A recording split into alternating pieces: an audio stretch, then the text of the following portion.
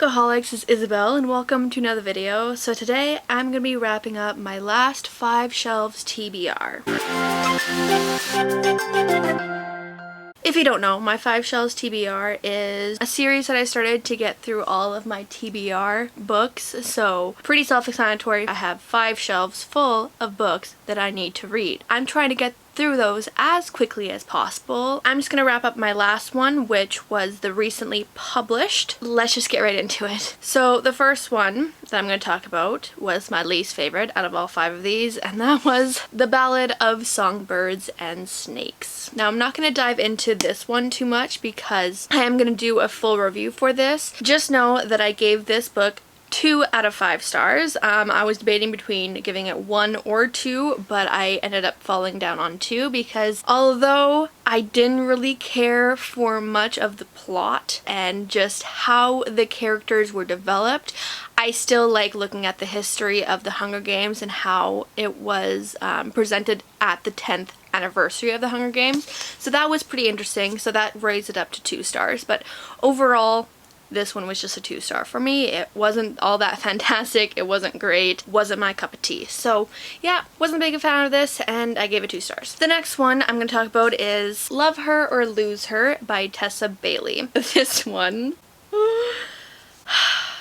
Okay, this one I read as an audiobook. I don't know if it would have changed my opinion of it if I read it in physical form. Honestly, probably not, because the majority of this book is just plain smut. I know that a lot of people do enjoy that kind of book, but like this one was like every second chapter there was a smut scene and I just wasn't there for it. I really didn't care for that.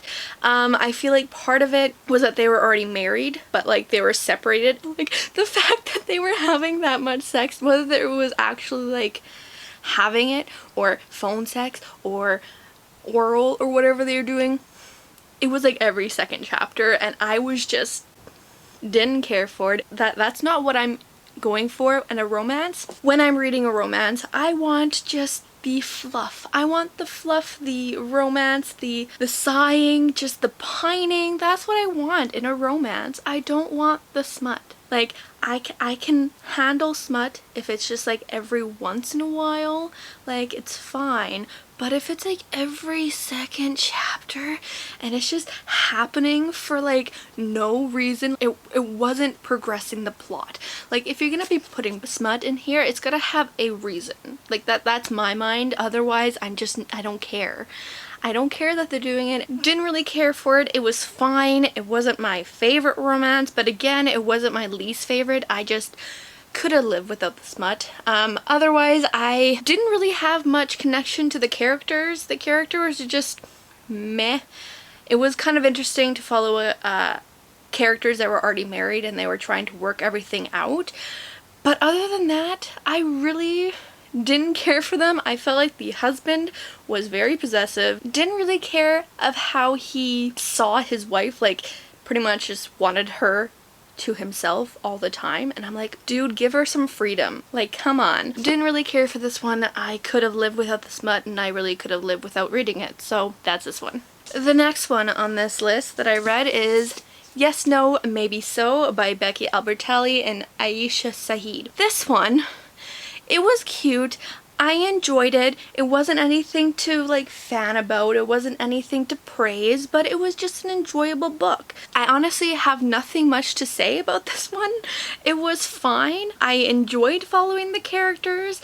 They're not like one that I would actually care to read again or even follow the characters again, but I enjoyed it in the moment. I don't know what else to really say about this.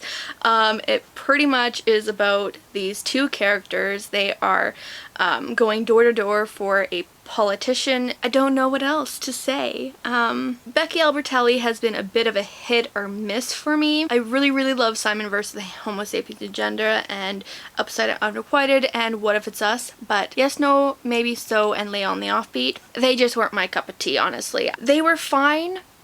I enjoyed it for what it was, but it wasn't anything all that special and I really didn't get too much out of it. I also felt like this was awfully long for what it was. Like it didn't need to be, how long is this? Like over 400 pages. It did not need to be over 400 pages. Like dude, like come on.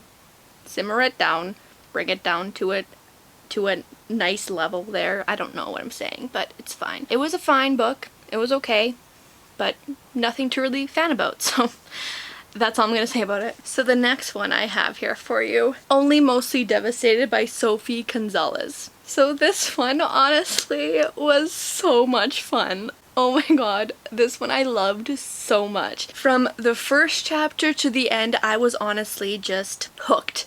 I was hooked to it. I loved it. I love following this idea of Grease retelling of it being both boys. I love that. That is my favorite thing ever, and I so enjoyed following it in this one. This one was mostly just a fun read. Like, it wasn't anything like supposed to be monumental. It wasn't supposed to really make you think. It was honestly just a fun book. I wasn't taking it too seriously. I was just reading it because I love Grease and I love LGBTQ, so I just really needed to read this. And what I really liked about this one, what I really like see flaws in for Grease, is like at the ending where she completely flips her shit and just turns into what she thinks Danny wants her to be. This one doesn't follow that. Thank you, Jesus. This one does not follow that idea of changing yourself for the person you're in love with. I mean, it does have scenes of like, because the Danny character in here isn't ready to come out, so Ollie isn't gonna force Will to come out or anything. Like, that's like the closest we get to Ollie really changing himself. Like, it's not really even changing himself, he's just not revealing something. I really enjoyed this one. All the characters together and just how everyone interacted and like everything else that's going on. Like, it's not just a love story, there's other things going on besides the romance, so I really appreciate that, and I really had so much fun with this. Like, oh my god, I went through it so quickly and I loved it. And then the last one I have here, Michigan versus the Boys by Carrie S. Allen. This one was probably one of my favorites out of all 5 of these. It's definitely had one of the most hard subjects out of all 5 of these. It follows a girl named Michigan who her girl hockey team was cut. So now she has to figure out how she can play hockey at her school, and all of her other teammates are either quitting hockey or they're going to different towns or different schools to continue hockey. Her parents don't allow her to do another school, so it's either quit hockey or join the boys. So she joins the boys, and there's a lot of hate towards her because obviously she has a vagina. There's a lot of harassment and sexual harassment that goes on in here, so definitely a trigger warning for that. It doesn't go into anything really explicit. There's no actual like rape or anything, which I'm so grateful for. It doesn't go into that far, trying to get her off the boy team, but they do really gun for her in this book. So definitely a trigger warning for any like sexual harassment and harassment in general and bullying and all that. So yeah, this one was the most hard-hitting out of all 5 of these, and I really enjoyed how the author presented it in like this. Girls, when they are put in a situation where it's mainly boys in here, they definitely have to work a lot harder, and I really appreciate how hard Michigan worked to be seen and be appreciated on the boys hockey team. Like, she works hard and she's very good at hockey, and she gets recognized for that, but because of that recognition, a lot of the boys really hated her and wanted her to quit because they didn't want to be showed up by a girl. I really love this one. It definitely has some hard topics in it, but it's also very enjoyable and very female empowering in some aspects, because I really love the idea of a woman going into a situation where it's mainly boys. That's a hard situation, and it shouldn't be, but it is. So yeah, I really enjoyed this one. Highly recommend it.